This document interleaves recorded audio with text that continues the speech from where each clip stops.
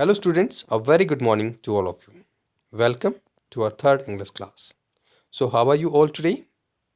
I believe you all are well and safe, and also you are enjoying the studies at home, and also you are giving appropriate time to your studies at home. So, I believe you all have read this lesson, The Two Merchants, very carefully, and you enjoy this lesson.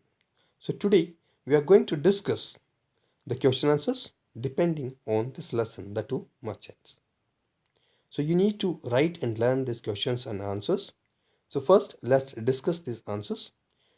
So you also need to guess your answers for these questions along with me. So first question is, why did Rajaram leave his weighing skills with Dolatlal? कि जो राजाराम है वो अपनी जो weighing skills क्या होती हैं? तराजू, वो दौलतलाल के पास क्यों छोड़ देता है? तो जो राजाराम है उसने अपनी जो तराजू है उसे दौलतलाल के पास क्यों छोड़ दिया था? क्यों छोड़ दिया था? यस, क्योंकि उसे टाउन जाना था और उसे डर था कि उसकी जो वेविंग स्किल्स हैं, जो कॉस्टली वेविंग स्किल्स हैं, वो चोरी हो सकती हैं. तो यही हम लिख रहे हैं, Rajaram had to go to the town, कि जो राजाराम है उसे टाउन जाना पड़ा था. एंड और ही फियर क्या होता है? फियर की सेकंड फॉर्म है, फियर का मतलब डर, और उसे ये डर था दैट कि हिज कॉस्टली मतलब मूल्यवान, बिग वेविंग स्किल्स मतलब तराजू, वुड बी स्टोलन मतलब चोरी हो जाना, while he was away.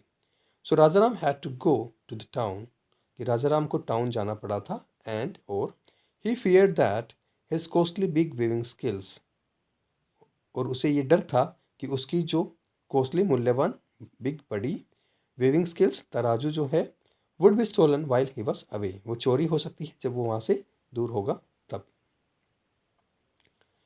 So question number 2, Rajaram couldn't believe his years, कि राजाराम जो है वो अपने कानों पर विश्वास नहीं कर पाता.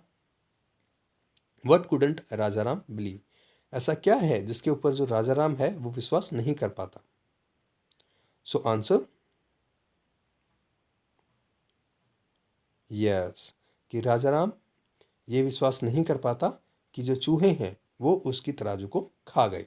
तो हम आंसर में यही लिख रहे हैं, राजाराम कुडंट बिलीव का मतलब विश्वास. तो राजाराम ये विश्वास नहीं कर पाता दैट कि the mice ate up the weighing scales, कि जो चूहे हैं वो उसकी जो वेइंग स्किल्स तराजू हैं उसको खा गए. सो क्वेश्चन नंबर 3 हमारा है, दौलतलाल रिप्लाइड मतलब जवाब देना. दे रियली डिड, कि जो दौलतलाल है वो रिप्लाई करता है, वो जवाब देता है, दे रियली डिड, कि उन्होंने वास्तव में ही ऐसा किया था. So who is Daulatlal speaking to, so इस लाइन में जो दौलतलाल है वो किससे बातें कर रहा है? सो किससे बातें कर रहा है वो? यस, राजाराम से वो बातें कर रहा है. तो हम वही आंसर में लिख रहे हैं, Daulatlal is speaking to his friend Rajaram, कि जो दौलतलाल है वो अपने फ्रेंड राजाराम से बातें कर रहा है. नेक्स्ट क्वेश्चन है, हु आर दे. अब यहाँ पर हम देखेंगे दे रियली डिड, इसमें जो दे आया है वो किसके लिए आया है? हु आर दे, वे कौन है? सो आंसर यस, वो कौन है? चूहे हैं. तो हम वही आंसर में लिख रहे हैं, दे आर माइस, कि वो चूहे हैं. सो नेक्स्ट क्वेश्चन है, व्हाट डिड दे डू, कि उन्होंने क्या किया था? सो जो चूहे थे उन्होंने क्या किया? So answer, they ate up the weighing scales, कि उन्होंने जो वेइंग स्केल्स तराजू थी उसे वो खा गए थे. They ate up the weighing scales. Question number 4 हमारा है, डू यू थिंक, क्या आपको ऐसा लगता है, Rajaram was a good friend, कि जो राजाराम था वो एक अच्छा मित्र था. गिव टू रीजंस, रीजंस मतलब कारण. सो आपको दो कारण बताने हैं, why do you think so, कि आपको ऐसा क्यों लगता है? सो इसका आंसर है यस, हाँ, Rajaram was good friend because, कि जो राजाराम था वो एक अच्छा मित्र था क्योंकि ही वॉज एन इंटेलिजेंट क्या होता है? होशियार. He was an intelligent person मतलब व्यक्ति. तो वो एक इंटेलिजेंट होशियार व्यक्ति था।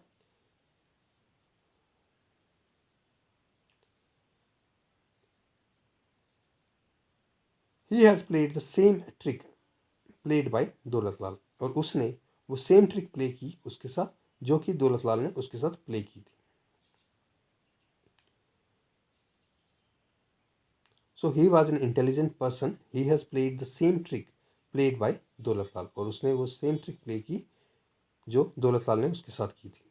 और सेकंड जो है वो क्या है, he was a forgiving person, क्योंकि वो जो दौलतलाल है उसको माफ़ कर देता है, तो वहीं हम लिख रहे हैं he was a forgiving person, तो वो एक माफ़ करने वाला व्यक्ति था, क्योंकि उसने जो दौलतलाल है उसको माफ़ कर दिया था। सो राइट, नेक्स्ट हमारा क्वेश्चन है right this words in correct columns.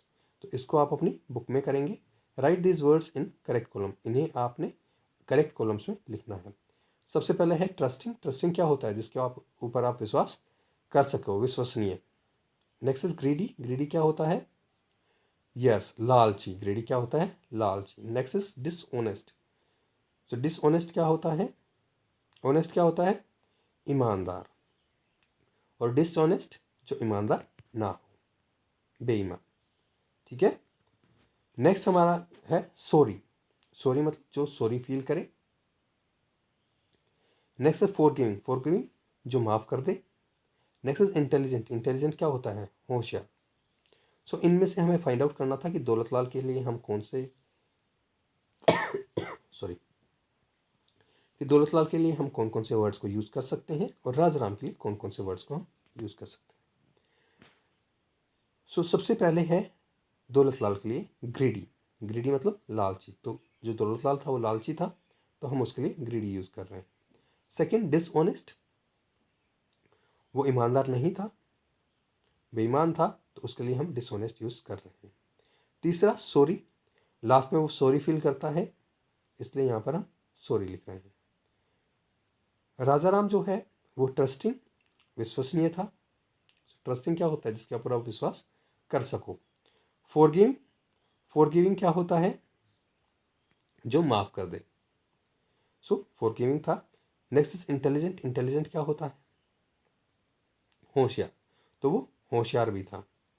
So दौलतलाल greedy, dishonest और सॉरी, और राजाराम के लिए हम यूज़ कर रहे हैं ट्रस्टिंग, फॉरगिविंग और इंटेलिजेंट। तो बेटा आप इन क्वेश्चन आंसर्स को राइट करेंगे और लर्न करेंगे। Thank you, have a good day ahead.